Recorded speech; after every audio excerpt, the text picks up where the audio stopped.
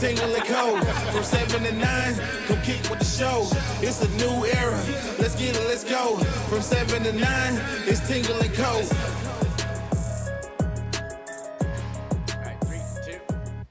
Still a little low. Good to go? There we go. All right, welcome in here as we are closing out the night. LSU, South Carolina, a Saturday night in Death Valley as the Tigers move to 5-1 with a 20-10 victory over the Gamecocks to get October started off right. We are joined by, just like every other post-game show, LSU legend, Faulk. Kevin, how are we feeling? Happy but down. Right.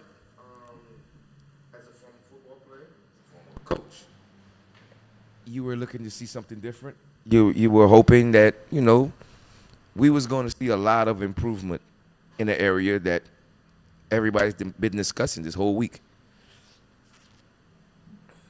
And what I'll ask you, and I asked Ro the question on yesterday, as a player and as a coach as well, a bye week, there's a lot of pressure that's put on a bye week, especially when you have things you need to solve, problems you need to fix. How much can you truly get done in a 2-week span with the open date, having extra time prior to a game, whether it's getting healthy, implementing new things into the offense? And then a second question after that one, what would be what were your takeaways? Did you see any improvement in a 2-week stretch tonight as LSU won over South Carolina? Well, the first thing is planning. How you plan that 2-week period as far as for your team, practice-wise, and everything little detail-wise, especially things that you need to and want to work on and improve on. That's some things that you really touch and hit first as you're going through the course of those weeks.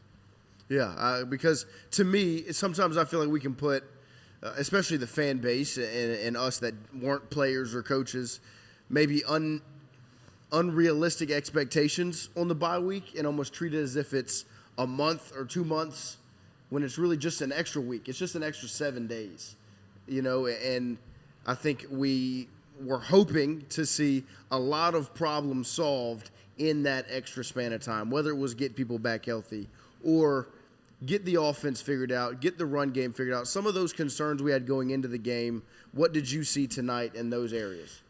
I think you want to feel like you solved every problem during the course of that 2-week period when you're off. But realistically, that's not going to happen. Right. Because now the way practice is and everything else is set up, you're not going full speed in everything that you're doing. And then sometimes in practice, you're going against the second team. You're not going against the first team. So everything is not the way it's crystal clear as it's going to be during the course of a game. But you want to see some semblance of that you worked on it. And for us, and we're fans. We're talking, and, as commentators and everything, but we're also fans. And we want them to be successful. So, that's another thing that we're discussing that's coming out of our mind as well. We want them to be successful because we're fans as well. And one of those specific things that we were looking forward to coming out of the Ole Miss game into this one was a commitment to the run game. You wanted to see, I think in the Ole Miss game, in the first half, it was 2 handoffs, 2 rushing plays, 2 running backs, the draw to Caleb Jackson on third and 20, and then a Jawan Johnson handoff earlier in the game that was a -1 yards. And I thought you saw more of a commitment to the run game. Obviously, Caden Durham had 11 carries for 50 yards in the first half. So that's obviously much more than the 2 carries you saw against Ole Miss. What did you see in that area as a running back, as a running backs coach, in the commitment to the run game? I don't want to sound negative, but you call it commitment. Was it a commitment or was it a statement that I hear you? I hear all the noise that's being talked about. We need to run the ball. We need to do this. If I'm not mistaken, that might have been 5 or 6 run plays in a row that we ran the first series without throwing the ball. That's not who we are. Right. But is that a good thing or a bad thing? As a running back, I'm saying it's a good thing, but it feels forced. You telling me that Well, at some point, you had to force it. That's what you were saying. That's what you were saying last yes, night. yes and no. I want you to call the game. I want you to call the game to win the game. And that's the one thing. Look, I'm not trying to be negative here tonight because you went out there, you won the football game. Right, You got right. down to the 1 yard line 3 times, right? Like Right. You did move the football, but there were times where it got down to, is it Juwan Johnson? Is it Harlan Berry? Is it you didn't see Caleb Jackson at all? You saw Caden Durham, but then whenever it came to nut cutting time, he was not in the football game. Whenever it came down to run the football, you saw Juwan Johnson line up at Wildcat. Like Right. You saw some different things and a definite emphasis on running the football. The fact that they didn't score on some of these things was just because you lost the rock, which you never did. I'm not going to say never did. It's one of those things that happens to every running Right. back that's in the backfield. At some point in time of your career, you can't say that. But Give him the elbow pad. probably so. But back to what we was talking about. Man, look, we all know what the problem is. It's very obvious. It's very, when you're looking at it, you're seeing it. We made an emphasis early in the game. And for me, good, great. But is that what you really wanted to do? Are you Right. really, again, great. Because if you think about it later on in the second half, the fourth quarter, while I'm driving here, I'm listening to the radio, I'm like, here we go. Caden breaks for 6. Caden goes for 5, 4. Then it's a 12-yard run, 50. Right. That's the stuff we're talking about. Be patient early in the first half. Get those 2, 3.5-yard runs in the first half and keep weighing on them. Right. And then it's going to keep coming. But if you want to run the ball 6 times in a row, we know that's not us. We know who we are as a Right. team. We got a guy that's 6'7", 6'8". We're going to throw the ball up to him at some point. Right. You know what I'm saying? So let's get it right. And he was one of those bright spots tonight. I really liked the way they used Trey-Dez because that was a conversation that we had been having really since Clemson. They went to him a bunch against Clemson. It was either a touchdown or pass interference consistently. And then since then, obviously the health was mixed in. But like against Ole Miss, you didn't see him really get the football, and it didn't seem like he was just put in a position to block more than anything else, which is obviously not a strong suit. Tonight, he had 8 catches, 119 yards, and a touchdown. You saw him all over the field. Trey-Dez was definitely a bright spot tonight on the offensive side of the ball where there weren't many. But the next thing I want to bring up is the quarterback, because I think that's where a lot of this kind of starts. When you sit back and you think about this LSU football team, that's what the majority of the conversation has been, whether it's health, whether it's execution, decision-making, all of those things. That's been the conversation. In my opinion, I thought Nussmeier looked healthier. I thought he had some more zip on the football. He stretched the field a little bit. He tucked it and ran a handful of times and was successful in doing so.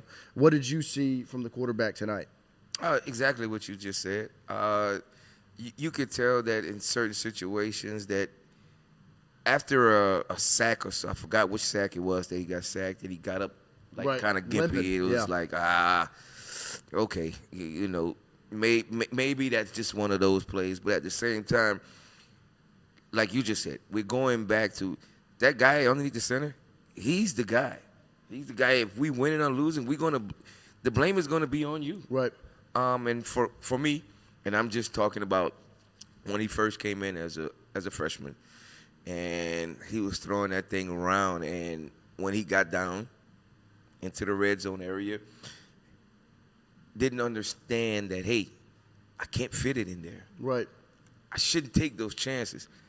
And for me, he's still taking those chances in that red zone area where the ball is a little more important to that offensive side, not the defensive side, because you want to get points. You don't want to get in the red zone like we was tonight, Right. and not Leave score with 0. points at all. Right. You at least want to get 3 points out of that if you get in the red zone. Yeah, and I thought, and like we said, some of the positives with Nussmeier tonight, he also made bad decisions. I mean, when you look at, I think the first interception, there was pressure in his face. and he kind of lost his footwork, threw off his back foot, and sailed it right over Kyle Parker's head, who was open. So the decision wasn't bad. The receiver was open. He was going to the right spot. It was the execution of his footwork was off. He sailed the football. But then the second interception is the one where you're left scratching your head, where you're in the red zone. You got some momentum. You got down the field, and it's an RPO. And to me, it looked like he made the decision before the play. Again, it's trying to make a play. Right. It's trying to get your team, motivated, ahead. I'm going to stick this in. I've done it before. I can make this through. And that's where I take, like, some of the positives from it. It was kind of, and we said this before the game was played. It was, I wanted to see Nuss get back to being the guy. Like, that's part of what makes him special. He was ripping it tonight. Like, there was no doubt that they emphasized Trey Green, they emphasized Caden Durham, they emphasized Nuss. Hey, you go do your thing. Parker. Kyle Parker was awesome. There was no way. You didn't have Aaron Henderson tonight. Right. Your leading guy in catches was Right, not available. right. The guy that Nuss feels the most comfortable with was not out there. And you couldn't really tell. Like, the offense moved. You had, 420 yards, and then you had 160 yards on the ground? When's the last time LSU it felt like that was a clean 160? All them yards you just said, did it feel like that? No, it felt Right. and that's the other part That's of the it. unfortunate It part. didn't feel like that. Well, no, at all. because the points aren't there. Not worried about the points, just the play of the. For me, as a former coach and former player, just the play of the guys and how they looked out there going through, the plays, first, second down, the situations that happened in the course of a game. Because there were some critical situations in the game. It was like, okay, we gotta have this, and we didn't make it or we didn't get it offensively. Now, if you flip that and go to the defensive side and be like, there were some critical plays on the defensive side of the ball. We made that. Right. They had one bust. We made First that. bust of the year. Right. We made that. So that's where we are with our football team, because it's night and day offense, night and day defense. And that's the unfortunate part, is that this is game 6, week 7. And it's the same conversation I feel like we had after Louisiana Tech, where it was a stark contrast between those two sides of the football. The offense is still trying to figure out who they are. They're disjointed. They're uncomfortable. They're confused. They're burning timeouts. They're screaming at each other. It's just not comfortable from any standpoint.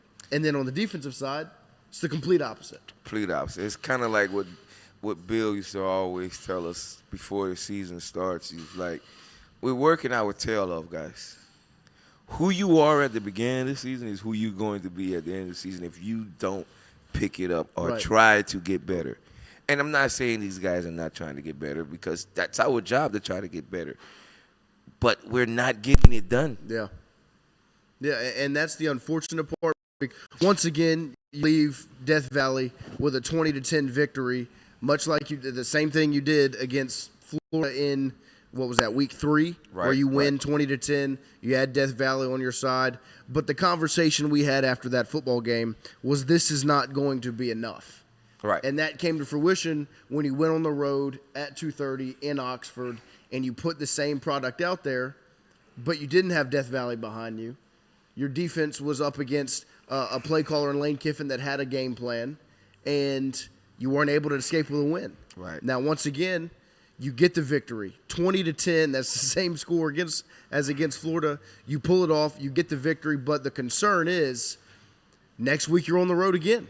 It's going to be an early morning kickoff against Vanderbilt in Nashville. After that, you've got A&M, who's a top 10 team, just beat Florida tonight.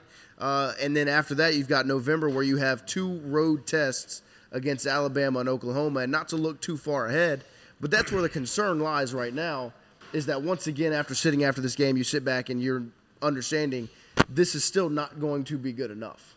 I'm concerned about the Vanderbilt game. I'm not looking past Vandy. Yeah. Because Vandy has a really good team right now. They have an identity. Exactly. They have a really good football team. Now, defensively, we have we always hear the old saying, defense win championships. But their offense got to bring something with that. When you have a really good defense, your offense has to bring something with them in order to, counter what the defense is doing. And right now, we're still trying to find that. We're still trying to find who we are offensively, and compared to where we were last year. Because to me, when I watched the football game tonight, that was 2 inconsistent football teams.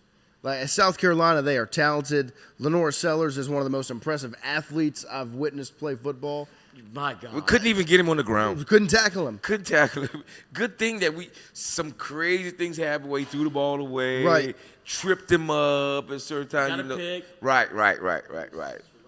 But there was 2 inconsistent, rocky football teams, like we said, going into the football game. And you're able to escape with a win. I mean, we had the same conversation around, like, DJ Lagway of, like, this Right. is what you have to face. Sellers is a different beast. Yes. That's a Herculean effort by the defense, what you just got, because it had to be 12 people with the football. I would run out of the stands because we needed one more body out there. He was that good. I was concerned Yes. just because of Sellers and who he was as an athlete, but I wasn't too concerned about how our defense was going to play. For the simple fact was our defense felt they didn't play good last week or 2 weeks ago. Was it their fault? They was on the field too long. Gave up 24 points in 90 plays. Right. So it's one of them things. They came out tonight wanting to prove themselves as far as a defense. Like, that wasn't who we was a couple of weeks ago that we put out there. This is who we are against a credible quarterback. And not just an incredible quarterback, one that the style in which he plays you have struggled with in the past. Right. It's been the conversation. Can LSU stop a running quarterback? And you saw the defense go out there and perform. He had 22 carries for 19 yards. Now that is sack adjusted. The sacks play a factor, and LSU had 5 sacks tonight, which is also a pretty impressive number with Lenore Sellers being the guy in the backfield. He had 22 carries. Yeah. They Cam Newton. And even if you take the sacks out, what's that? 17. Right. Wow. Like I didn't even think it was that many. He had 17. Caden Durham had He's their 15. offense. Definitely. Yeah, he's everything. Definitely. And you could see why. Like, I would put all my stock in that if I could.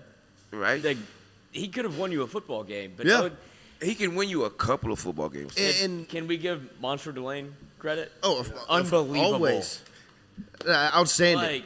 Outstanding. Right. The linebacking core, excellent. The defensive Cooley. front, as much as they at times couldn't make the play, they never stopped. They never gave up. They continued to battle through and push through. Because there's a lot of positives to me to take from this game. Like, as much as we want to harp on the offense, like, they got down into the red zone. They got into the red area. They found Trey Green when he wanted. Like, he had a career high today of amount of targets and catches and yards. Like, you saw some things that were positive to me, and Nussmeier looked a little bit healthier. Like, they obviously made the mistakes, but the efficiency was there. I think he had, 13 incompletions? Like, that, I know the 2 picks are there, but he also had 2 touchdowns. Like, this was a markedly improved offense in my mind whenever you ran. Caden Durham is kind of the way that this thing's going to roll. You saw how important he is. And then you saw Juwan Johnson, the Wildcat. Like, they did some cool stuff. No, they definitely mixed it up. Fun stuff. They Fun and Yeah, cool I know, is not going to win you football games. I'm But sorry. they got you down inside the 10. Like, you Fun couldn't even and cool is not going to win you football. We have to be consistent right. I with don't think everything they can be. we got to figure out what It might are be fun our and cool. consistent plays. What plays can we run consistently Right. well? Exactly. That's the problem. That's the problem. That's the problem. Because when you go for the goals of this football team, one, you're going to have to win on the road. And if you want to have a postseason life, a lot of those football games are going to be somewhere that is not Death Valley. How do you win on the road? Focus. Understanding who Run you are. Run the ball and play defense? And the plays we were just talking about, the consistent plays, the ones where you know we can fall back on this. Right, This is right, where we're right, comfortable. right. And LSU does not have that right now. Because that's where my concern lies, where I see the positives that you see, Lloyd. Like I do. The offense, I saw some good things. I'm not upset with the play calling. They mixed it up. They added some new things to it. But once again, they didn't get the job done. Like as much as they won, they didn't. No. Me watching it, they didn't get the job done. I mean, you get in the red zone, you have 2 red zone turnovers. You have to settle for a field goal on that last one where the last drive of the game, you get Trades Green, makes a heck of a catch at the 1-2 yard line. You can't run it in 3 times in a row, even when you go power I. Tush push. You go tush push, you can't get in. You get in the power I once again, you still can't get in. Bauer Sharp gets put through the dirt by Dylan Stewart, and Wesson Davis has his jersey numbers looking at the end zone. Again. And so once again, in a big moment of the game where that was still a big moment, it's 17-10 at that point. You want to get in the end zone, put this thing away. Now, you can kick a field goal and still put it away, but the fact that you couldn't punch the football in from the 1-2 yard line with 3 attempts, there are just ways when I sit back and I leave this football game, I'm extremely concerned going into Nashville a week from today. Vanderbilt's better than South Carolina. They beat them they played. Hands down, Vanderbilt is on the rise right now. The stigma of Vanderbilt has to leave. Like, people still hear Vanderbilt and they think it's Vanderbilt football. After 2 years of this, it's real now. Right. Yeah, no, 100%. And there's, as much as I saw those flashes and the good things, there's still no confidence instilled in me moving forward looking at Vanderbilt. Now, I think LSU has more talent on the football field than Vanderbilt does. Just like I think LSU, majority of the time, has the better players. But you've got to be able to put it together. And the place where Vanderbilt has the advantage is an identity. And I hoped tonight we would see more of that identity being built for LSU, and I didn't see that. Nah, I think we tried to chase an identity, right, not figure out our identity. We're playing a game of Clue. Right, we tried to chase an identity instead of trying to figure out our identity and who we are as a football team, not just offensively, because I think defensive, we know what we have. That's your identity. Bingo. Right. I know the old saying is defense wins championships, but the offense got to bring something to the party in order for us to have that confident feeling. Because on that note, in my opinion, when I looked at the Ole Miss game, I thought the LSU offense is what beat the LSU defense. Hands down. Kept them on the field too long. In the middle of the second quarter, I called it. Right. I'm like, if we continue to stay on the field as much as we've been on the field the first half, it's not going to be good for us because we're going to be tired as a defense because they're getting a lot of plays in offensively against our defense. And sure enough, that's exactly what happened. And that's where I will bring some credit to this game because I think I talked about on our show Wednesday morning ad nauseum was what I wanted to see wasn't just when you get the football, you're going and scoring touchdowns and field goals, but like sustained drives. At one point, A.J. Halsey punches it out against Ole Miss, forces a turnover. When Ole Miss was getting some rhythm, the offense goes 3 and out, 3 plays, 0 yards, 1 minute and 11 seconds. And the defense has to trot right back out there. Right. Perkins didn't even take his helmet off yet. And so what I wanted to see was the offense sustain drives, gives the defense an opportunity to stay fresh. And I do think you saw that tonight. And you saw the flashes that if they complete that go ball to Chris Hilton where he drops it, that's another 7 points. If Nuss just hands the football off to Caden instead of forcing the RPO throw, that's at least 3 points. Jawan holds on to the football as he crosses the plane, another 7 points. So I see the vision where they could, if you finish those drives, this is a 34-10 win? But it's 20-10 because you didn't. It probably should have been a little more than that. Right. Just because of the fact of how we were playing. Yeah. You left 4 touchdowns on the board. Yes. You left a few on the board. And that's what I'm saying. 3 for sure inside the red zone. Yeah. And then the other one I would count is the field goal you kicked at the end. Like, you would like to be able to capitalize on that drive and be able to score right there. 7 points. If you're close enough to do a tush push, you're close enough to score. Well, and not only that, when we were talking about make it 10 points, game over. Right. We're talking about in those, and that's one of the moments that we've talked about where, and BK said in the press conferences, you want to be able to do something in those moments. 3rd and 1, 1st and goal from the 2, those opportunities, and you saw like a concerted effort with the power eye and the tush push. Like, they were like, no, we're going to find a way to get in the end zone, and they couldn't, and so that, I guess that's the other side of it. Right. Where I have a little bit of, like, you saw some more confidence in what they're trying to do offensively, and Nuss looked a little bit better, but then you get down there, and it's the same story again. Right. you can't run it. 3 for 5 in the red zone, and the 0 for 2 part are 2 turnovers. It's a fumble and an interception. Yes. Fumble can't happen. Interception can't happen. Interception can't. No, neither one can Yeah, happen. I'm like, you say fumble can't happen, interception can't happen either. Not if you are who you want to be, who the fan base expects you to be, and who at the end of the year last year when you said, we're taking receipts, we'll see you at the national championship, that's who you're going to be this year. Interceptions and fumbles in the red zone and some of the mistakes that were still made earlier in the game, those things can't happen. Right, especially not this late in the season. Right. And going forward, if you want to improve as an offense and a whole football team, it should have looked a little different tonight. Right. We shouldn't be having the same conversation we had after Florida. And y'all could get me on the side of scoring 20. Like, I'm quick to jump off the bridge. Like, y'all know me. Like, I was saying it's whenever it was LSU Ole Miss, I said it's a race to 28. Right. And it was a race to 24, and you didn't get there. 20-10, like, 20 points is going to win you football games. How long is this sustainable if you're LSU on the offensive side to go and keep holding them to 17? Defense. Yeah, right, that's what I'm but asking, like, it just shows you the confidence that not just the players, but the coaches have in the defense, going out there, going back out there, putting them out in certain situations, that's not favorable for them. Yeah. As far as them, we're punting the ball from our own 12-yard line, and they're getting the ball probably on the 50 going in. That's not favorable for our defense. No. At all. But our defense is overcoming that. Like, making the plays. Multiple times in the game, our defense overcame that we punted the ball from our own end zone, and South Carolina got the ball inside their own territory. Right. Multiple times that happened.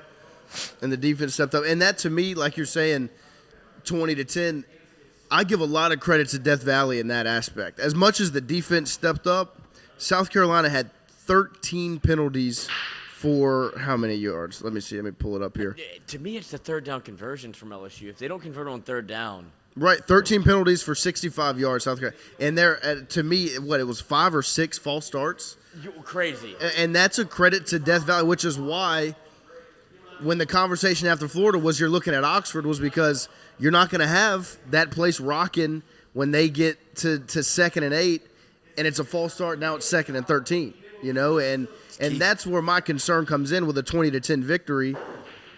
It's a lot harder to hold teams to 10 points when you're on the road. Oh, definitely, because like you just said, like you just explained about their fan base, their crowd, they are supposed to be that. Right. What Seattle calls the 12 man. Yes, Mm-hmm. you know what I'm saying? So they're supposed to be that. And we always credit our fans for, being that 12th man for us in a lot of our games, especially big games, when they matter the most. And like tonight, it was no different. Yeah, and that's where the aspect of going on the road in a handful of these games coming up is going to play a factor. But like Kev said, like I said, I give credit to the fan base for being out there rocking. That place was packed. And I was impressed with the way they had South Carolina somewhat shook, where even what was that first play on offense, South Carolina's, and they can't get an under center snap off, fumbled, and that. But that also, as much as that was a positive, because you went 3 and out before that, right? You forced the fumble, you're in great position, and you leave with 3 points. And that's where it's once again where I'm watching and I'm just like I'm deflated because you can't capitalize on that. They give you a gift. Right. They do give you a gift, but they work and they practice against your formations and everything too. So credit to them. Yeah. For actually that first drive whenever they fumbled the ball and then we got the ball for our second drive and they only held 3. Credit to them for for their defense to hold holding us to 3 points. But that, like we said, that's something that we have to really push forward to it and make it 7. Well, you just have such an opportunity after you just get off the field as an offense. It would get off the field quickly, and you get the ball right back. You're like, all right, let's fix this immediately. Right. And then you can't do it. And that's part of it. Like, okay, if it wasn't, you have to go 80 yards, 75 yards. Like, you have to go 16. Right. It was 16 yards. Yes, 16 yards. I remember it. It was 16 exactly. You're like, oh, we got to have – but it feels like they don't have stuff for that. Like, they weren't ready to get out of the – we can call. They have like The script. The script. It's like, well, go back to the script instead of like, where's the red zone money plays that we got to get Right. to? Right. And it just feels like that's the disjointed part where, I mean, I'm watching the game. It's like, it's still that's as, I guess, amateur as it is to go like, why don't you put Trey'Dez Green 1-on-1? And then you saw them do it. Like, he's impossible to stop. He was impressive. That was the Trey'Dez we saw in fall camp that we were talking about. But there you got 15 yards to go get. Right. Well, that was the trick in high school. I see. Yeah. That was those couple of those games I went to see him in high school. Like, wow, where is this kid going to school? I hope here. Yeah. Right. Yeah, no, he was impressive. And I just... Because there's some offensive things that were impressive. Same thing with, like, Chris Hilton. He gets grabbed. Right. A for sure touchdown where Nuss, like, as much as we want to give him, like, shit for not being able to make the throws down the field, he was not sure. No, he looked healthier tonight. Can we get Chris Hilton to run a comeback? I'd like to see that, too. In cut instead of just running posts or goals. Everybody knows what Chris is going to. He's so fast they just grab him. I get it. I would, too. It's only What's 15. the percentages of Chris catching a long ball this year right now? Run something else. Right. No, fair enough. That man has run a marathon. And that's what got 15 yards each time. That's what broke my heart whenever he dropped the ball was finally there and he dropped it. I was like, oh, that was like we've been waiting for it. Finally, the opportunity was there, and he didn't bring it in. There's so much pressure. Now it's the pressure. I was just about to say, do you understand how much pressure that is now for him and for them exactly? It's a lot. Yeah. Same thing with Nuss throwing it deep. Like, I better get it there. Right. Because they're talking. I hear them. Mm-hmm. But I like we said earlier, credit to the defense because there were a lot of opportunities for South Carolina to go win that football game. Dylan Steele's a dog. He's a monster. Yes. And there were a lot of opportunities for Lenore Sellers and that South Carolina offense to go and win the football game, and the defense didn't allow for that to happen. Held them to 10 points, only giving up, a field goal in the second half? Right. Which was beyond impressive. And so credit to the defense.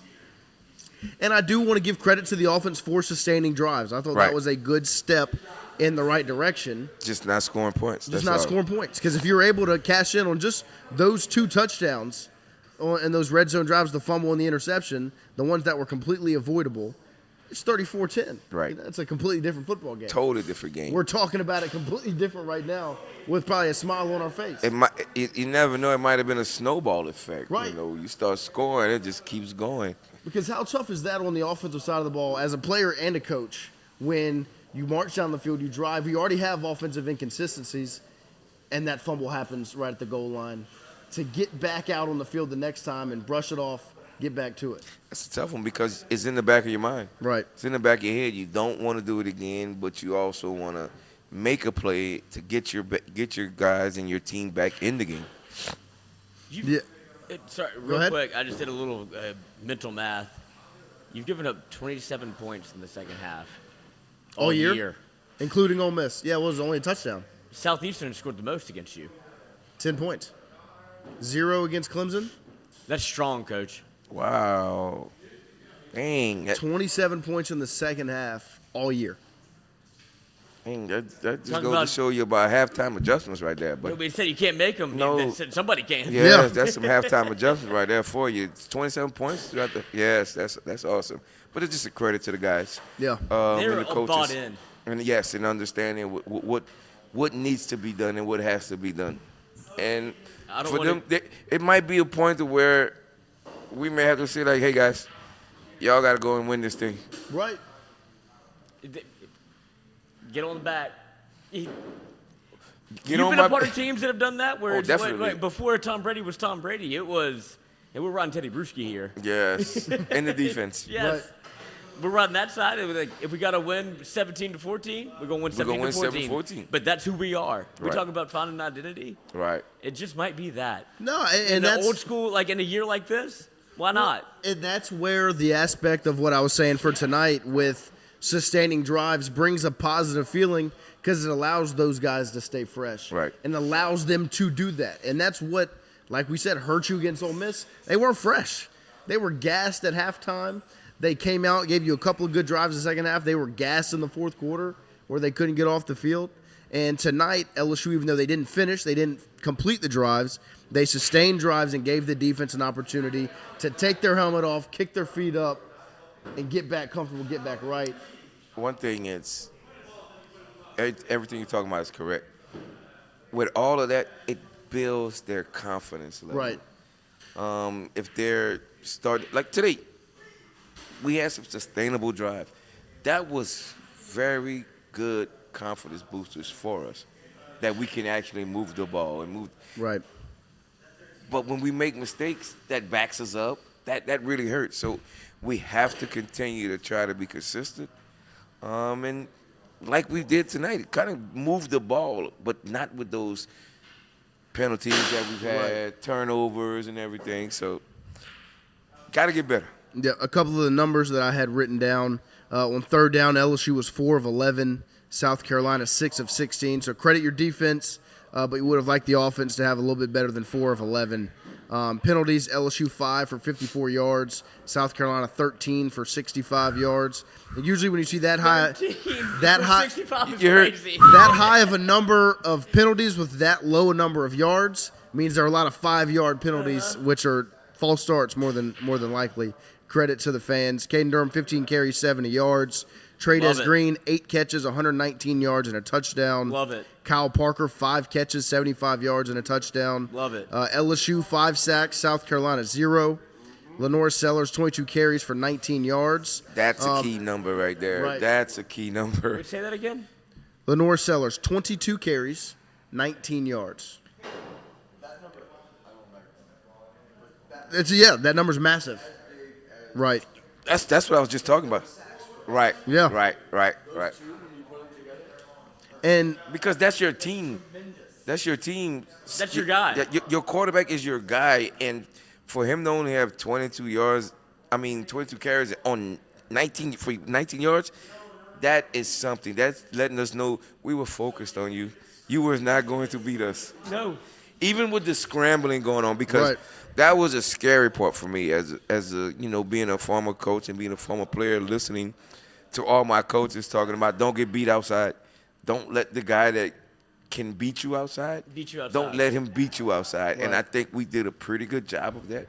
I think he got outside a little bit, but not enough to hurt us. yeah, sack adjusted, he had 15 carries for 74 yards. The O-line, for us, not giving up any sacks. To Right. that very good Right. defensive front.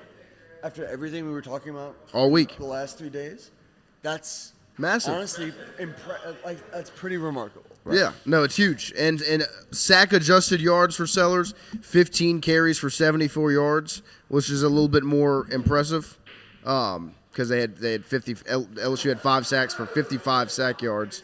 But I think that it's one of the few times you can look at sack adjusted and actually take it to the bank. Because the sack, so if you want to look like sack adjusted rush yards overall, LSU obviously 0 sacks, so they were still at 166 rush yards. Which, what did we say during the week? you We get were over like, 140. we said if you get over 140, you're in a real good spot. Right. 166 rush yards is huge, and then South Carolina sack adjusted rush yards 248 yards, which 72 of that came on one play. The one bust that you've had all year. The crazy thing is, I need to hear how many yards they ran for, or the number of yards we ran, how many times we ran the ball. I could just tell that we was a lot better and a lot more consistent with it. Now, was it force-fed? Yeah, some of it was force-fed, but I get it. Right. I understand. You let them know. I hear you. But at the same time, let's call the game because we want to win the game. Yeah, that's how you won 20-10. Yes.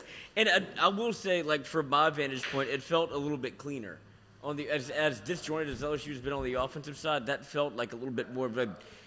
And God damn it sounds bad saying it now because that's off of a bye week where it should be much cleaner. Right. But it felt like they had somewhat of a plan. Right. Well, So they need 2 weeks every week. Right. I'm not leaving this game upset with the game flow and the play calling, really. There wasn't anything drastic that I saw where I was like, I didn't really like that. I would have liked Caden Durham to take the handoff instead of Juwan Johnson in situation. But he scored from there before. Right, and there were a handful of times where I would have maybe liked a different play design or a different idea, but I wasn't too upset with that aspect. It was really just kind of execution things that I didn't like, whether it's the offensive line, some things, and the running backs not trusting their vision. Like there was a big play where Caden Durham could have bounced it or cut inside. Instead, he bounces it outside and gets stonewalled on a 3rd and short. Now, this is another thing for me. I don't know how healthy Caden Durham is. Not. Right. Because that one run that he broke, Yeah. I stood up and was like, okay, he's gone.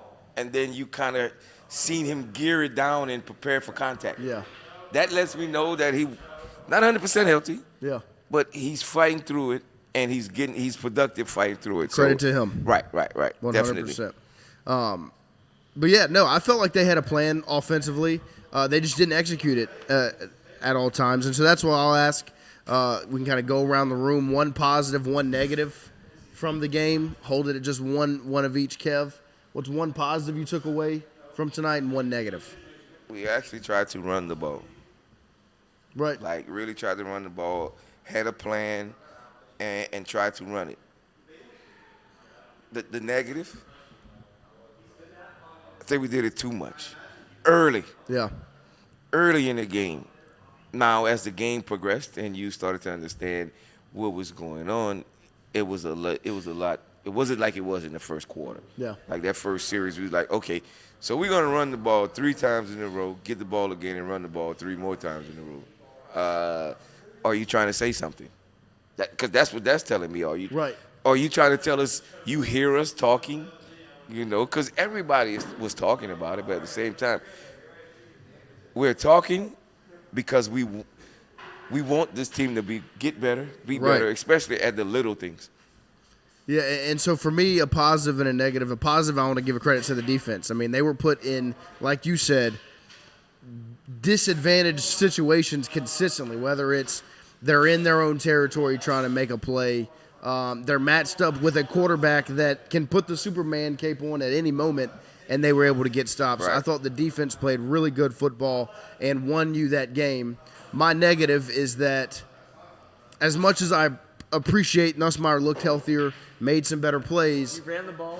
it's a fifth-year quarterback, and those 2 interceptions were not fifth-year quarterback throws. I mean, when your footwork's that thrown off, get that thing out of there or find a way to get set something But he didn't get sacked. instead of sailing over his head. I get it. I Right. understand. There's also sacks, but you picks. there's also that persona of making a play. Right. That's what I like. And there were times, there was one, But he has to understand It's in this situation, in those Look, you situations, can do in the red cocaine, zone, you can't do crack. yeah. right. I don't think I'd have used that like that, but hey, great analysis. I don't think I'd have used that, but great analysis. Once we run the baking soda in, it's over. Because he did a gunslinger throw earlier in the Right. game to Caden Durham on the sideline. Oh my God. I was hoping you was going to say that. When he let that ball go, I'm like, me and Justin Vincent are in the suite like, it's a pick. And when he caught it, Justin was like, he caught it. I'm like, Right. cause that was okay for me because we weren't in the red zone. Right. We was trying to Well, cross. it was him or nobody. Yes. We weren't in the red zone. It wasn't one, but for me, it was like, wow, he just made that throw, yo. Yeah. It was massive. There's one person in the country that can make that throw. It was an impressive throw. At And that time. also, a great catch by, it's an Right. NFL catch right there by, Yeah, by Caden, by the running running back. back. Because the DB or defender was like right there jumping, trying to hit the ball. Yes. It was one of them that just How'd you came layer it in like that? in his lap. Yeah. No, it was great. He needed it. And so that's why to me, that second interception is the one that's going to haunt everyone. Right. Because if that throw if it's not an interception, that ends up being a touchdown drive, the game is probably looked at differently because that first pick, it was a mistake. He sailed the football, ends up in the DB's hands. But the second pick where it was like, that's just a bad mistake. Where trying to make a play, forcing a play, that RPO worked against, what was it? They ran it with Trey Dez against Ole Miss last season. to Kyron against South Carolina State. Like they've used that one consistently, and it's worked.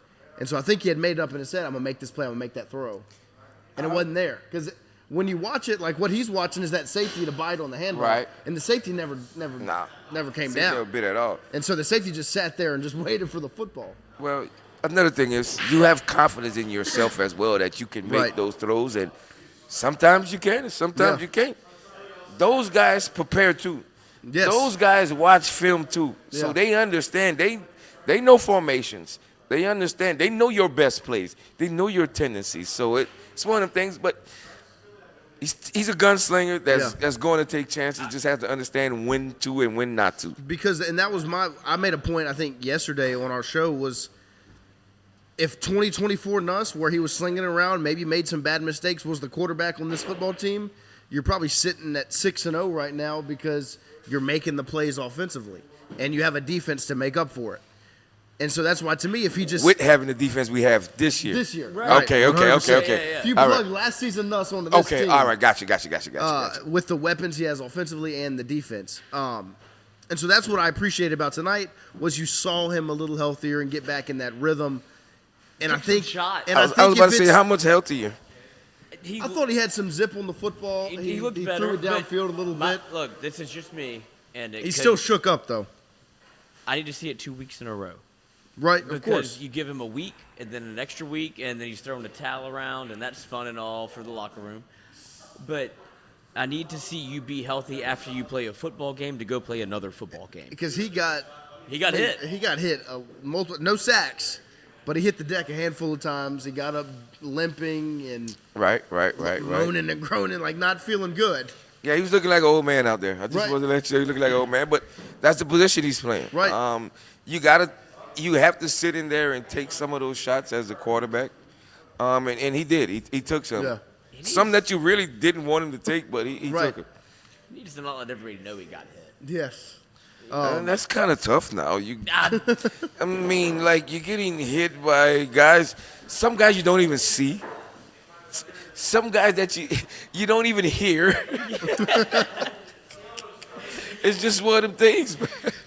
I'm just saying, as a quarterback, you can't show them that Superman can bleed. It's tough not to, especially when you get it tackled, you get it hit, and you get up and it's like, oh, I got to get the play in. Yeah. No, I feel this. Yeah, right now. Yeah, that adrenaline. Right, that is going right now. That adrenaline's not working right now. And now people are talking to me and saying, give me 5 seconds. I want to call timeout. I want to call timeout right now. Slow. And they didn't give up a sack. Again. He did at the start of the game. I must have had coffee. That's the crazy thing. Didn't give up a sack. Didn't give up a sack. They gave up a sack. Came close, but didn't give up a sack. Right. That's the crazy thing. And that's a credit to both the offensive line, tight ends. Game plan. Caden Durham got in there, got in the mix in pass blocking, and Garrett Nussmeier. But they still didn't have a good football game. The offensive line still did not play good. They played better. Yeah, I mean, they kept the quarterback upright. And that was massive, was keeping Nussmeier upright. Right. You needed to keep Nussmeier up. Yeah, there's positives here. There are. But they still play that. I still walk away from this game concerned about the offensive line because they're just not. They're still second highest total yards of the year. First being obviously Southeastern. Where you diced them up for 560. You had 420 yards of total offense. That's where you got down to the 1 3 times. You got to be able to put it in to understand that. Score. But you were able to. And if you want to give me one positive, you identified who your playmakers are. It's straight as green. Yeah, definitely. There's a lot. We've been waiting for that. Yeah, there's a lot of playmakers on this football team. It's just how you get it to them. Yes. You have to figure out ways to get the ball to all of those guys to make them happy, because you keep getting guys out of the transfer portal. That ain't gonna happen if they don't get the ball. If the guys that you're bringing in don't get the ball, they leave, and you want more guys to go get. Why are they going to come? Right. Nick Anderson here. Right. Why are they going to come? Brown here. I mean, why did C.J. Daniels go to Miami? He didn't score a touchdown last year. He didn't get the football as much After as he he scored wanted. 10 touchdowns last at year was a Liberty. little different. He had guys, you know, Right. you know what I'm saying. So I understand. Yeah. He should have stayed. Right. And that's where and that's the part where I really appreciate with Trey Dez is because after the Ole Miss game, there were some conversations looking back about how much can you really put him on the field if you're not going to utilize him in that aspect. Right now he's blocking, and that was the concern coming into the year was you don't really want 14 to have to block all that much. And that's what I appreciated about tonight where it was a concerted effort to get him the football, not just on jump balls, but on crossers, on drags, on swing routes, on screen route, all of those things. It was massive. They used him more than just a jump ball threat in the back of the end zone. They formationed him. Yes. They put him in different formations to make the defense adjust to him. Basketball player. Yes. You're going to find out where this 6'7", 6'8" guy is. Right. I need to know where he's lined up. If he's lined up in tight, okay, we're playing this. Yeah. But if he's outside, I have to change my coverages up. Yes. Just because he's that deadly out there, no matter where. And we have to be smart, like we did. We did sometimes where we put him at the slot, on the ball, we motion the outside receiver. And it changes. You can watch it happen. They went with the receiver. Now you got a one-on-one fade coverage. Right. And the ball was put in the perfect spot. Yes. Because they tried it against Ole Miss, and he underthrew it. Trey Dez had to tip it to Nick Anderson. This one's put right here on a silver platter for the 6'7" tight end. Right. And so credit to them. And so as much as I still come away from this football game feeling negative overall, I come out of this game not I don't feel any better going into next week really after this game. But I feel okay. I did see I saw the flashes. I saw the positives. It's still overall a negative because once again, you go out 20-10. Kyle Parker is a I feel dog. better. You feel better? I feel better about going into the game, but there's still a lot of work that we have to do, and I don't think there's much we have to explain about what we need to do for our football team. This is very and as much as I hate the term fixable, this shit's fixable. You did the hard work, you just didn't do the easy. Yeah, you got to work. finish those drives. It's It's fixable. the best they've looked. It ain't been fixed yet. Right? No, I get it. It is fixable, but it ain't been fixed yet. Right. Because that's the concern is that when you left Florida, you looked at it and you're like, I think it's fixable. You can solve these problems. And that was game 3. We've had then you played Southeastern, you played Ole Miss, you had a bye week, and now you're in this game, and it's still fixable. Well, is it? It's been 4 weeks since that. I hate the term. No, I'm with you because I see the vision. What I saw tonight overall should have been a 38-41 point game. Yeah. And Anybody that's football, former player, commentator, knows that it's not right. Right. You can look at it. The record is awesome. But you understand that as a football guy, football person, that this is not what it's supposed to look like. It's not going to get This is not championship level football. Right. And as I much get that, but I think it was so close to being that. That's the only that's the real positive. And I haven't been high on this LSU offense at all. I thought they were going to lose today, and then to see what the stepping stones in which you got, some of it that you needed to fix was corrected. It just didn't get to the next step, which I'm okay with because you won, which I hate doing. my Right. Yeah. Well, and my concern is where I would feel better about that aspect is if it was the other team that stopped you from hitting that next level. But it wasn't the other. It was yourself. Right, You didn't allow. You still made the same mistakes. Yeah. You still put your. And that's where the negative aspect comes in. Was I would feel better if I was like, no, South Carolina just made those plays. South Carolina put you in that position to not be successful. No, they didn't. LSU put LSU in the position to not be successful, and that's where my concern still lies. Because going into the next games, if you're on the road, we've seen it. It doesn't work on the road. You're not going to get 6 false starts on the road. That might be on your end now. Right. 1,000%. That might be on your end now. And so when you're on the road, because we've seen it, We said it after Florida. This isn't going to work in Oxford, and it didn't. And now you're back at home, and it's positive, yes, but this probably isn't going to work in Nashville. It's definitely not going to work in Tuscaloosa and Norman. The biggest positive I take from today overall Home field still matters. is the fact that, one, Tiger Stadium is still, it's Death Valley. It was elite. And two, you saw a lot of teams drop football games today or not look crisp. Ole Miss 24-21 over Washington State. Georgia 20-10 over Auburn. Alabama Missouri wins had by that 3. game in Right. their hand. Tennessee only beat Arkansas by 3 points. Oregon goes down. Oregon goes down. Like That's why you play the game, fellas. That's why you play. Texas That's why you over play the game. Run it Oklahoma. up. And so it's another one of those situations where you can look at it both ways. You're spoiled. But LSU wins. Some of those teams dropped. LSU's going to be back in the top 10 in the AP poll this week, going into Nashville for a ranked matchup with Vanderbilt, and it's going to be a big one next Saturday. We do put a lot of emphasis on how good you look, blah blah blah, right? And there is something absolutely to that. But the fact of the matter is that we have beat Right. We have beat Clemson. We won that game 10-9. We only gave up 10 points to this team. Like Right. other teams have lost those games. Right? Nothing's perfect, but we were honestly like 2 mistakes away from this being a full From this blowout. being, a different conversation. And Right. I think that's a positive takeaway. But I I agree. still think we was going to have a conversation about our offense Yes. not being as Sure. where it needed to be. Right. Still not You there know what I'm yet. saying? It isn't. And again, that's a credit to a lot of the mistakes that we made as Right. well. 2 turnovers. That you can't have that. That's It can't happen.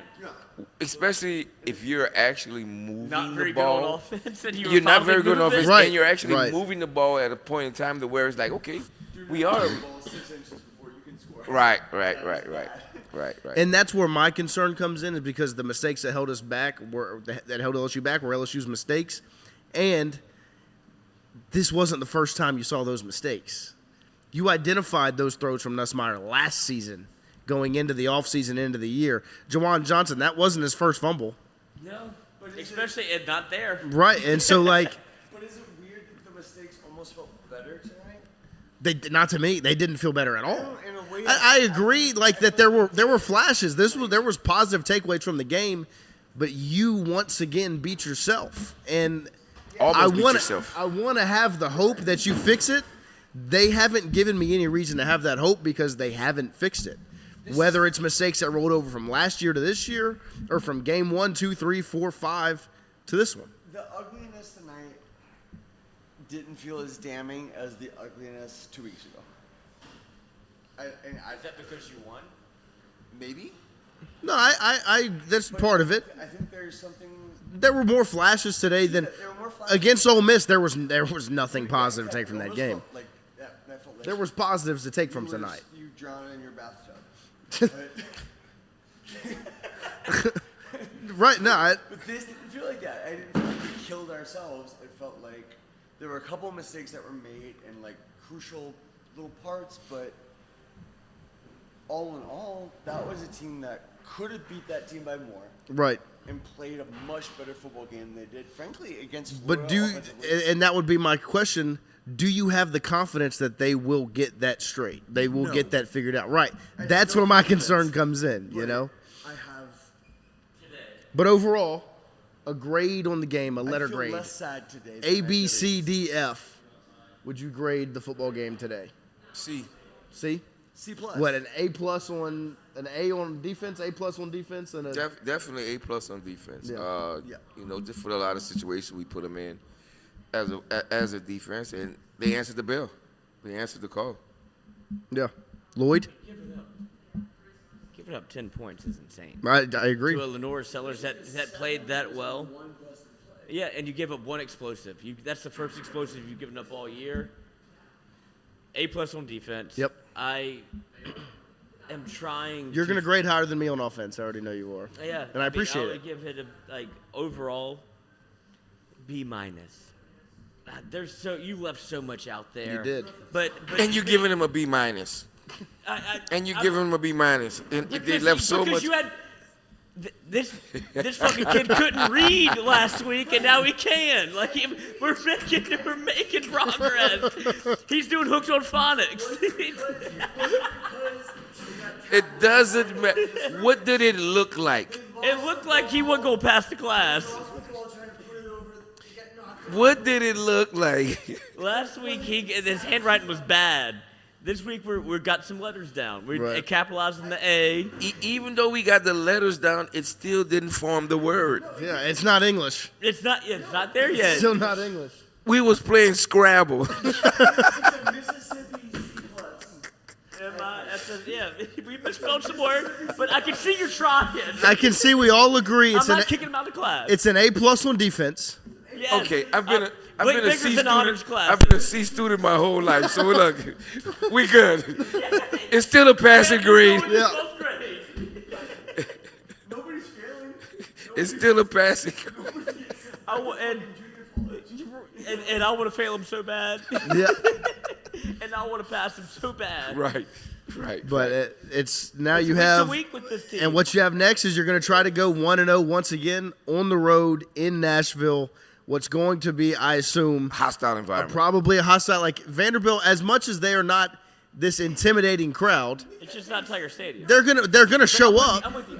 Fellas, They're gonna they show are up. watching the same games we are watching.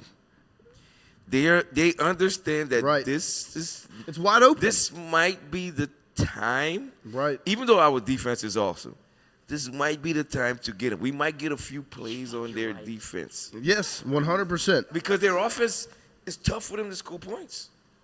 So we could just hold them a couple of times offensively and score because they have a good offense because their quarterback is pretty good. Yes. And they have a good defense. Right. So They're good. That's just what it is. Like, And this is the other thing. How many losses do they have? They have one loss, which means what? They are still breathing. Their heart is beating. They are alive. And the entire offseason, Diego Pavia was saying what? Why can't I win the Heisman? Why can't we make the college football playoff?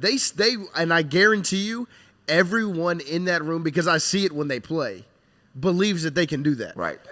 And to do that, you got to beat LSU when LSU comes and travels to play against you. You see what you're saying right there? You see it Right. in their face. 100% the You way see they it play. in their team, and you don't see it with us right now. Right. You see it defensively, Yes. Not but you offensively. don't see it offensively. And so with and that's why with this game on Saturday on the road at Vanderbilt, it's going to be a big one. It's earlier in the day, LSU on the I road. didn't realize that game was at 11 o'clock. It's yo. early. So we'll be here at 11 o'clock Saturday morning? 10. 10? On 10. Nah, we don't go in at 10. No, just go be here on 10. Oh, no, I'm No, going you to be be here here at at 11. 10:30. I'm gonna be here at 10. I'm going to be at 10:30, Come wherever you 10:45. like. But and like Might be like we're 10:59. saying, Might be 11:59. like we're bad. saying, I got off track. like we're saying, big time football game. LSU Vanderbilt in Nashville. Both teams still fighting for their lives. We will be live right here in Golf Suites. Watch party in that football game. Make sure you join us here next Saturday. Golf Suites on Segan Lane. In the house. In I the need you house. to join us in the house. In the house. We appreciate you tuning in, but we want you here watching the football game with us. We'll have a microphone for you if you want to hop on and say something, as long as you stay under control. Right, And right, it'll right. be LSU Vanderbilt on the TVs. We'll have this place jumping. Great food, great atmosphere, great drink, and it's shots with every touchdown. We will hopefully 1 see cent you shot. next week. 1 cent shot. Hopefully we will see you next week, I didn't Kev. agree to that. I didn't agree to that shot stuff. I didn't agree to that one. Once You don't again, have to take it. Kev, we appreciate you making your way over here. Always, Joining always. us. Appreciate y'all. Legend. Lloyd Jonathan. He always goes, as a former player. Uh-huh. We know. That's not me. That's not me at all. Thank you guys. I appreciate Of it. course. Changed my life. All eyes on 3. No, And a grown man following you around in the car.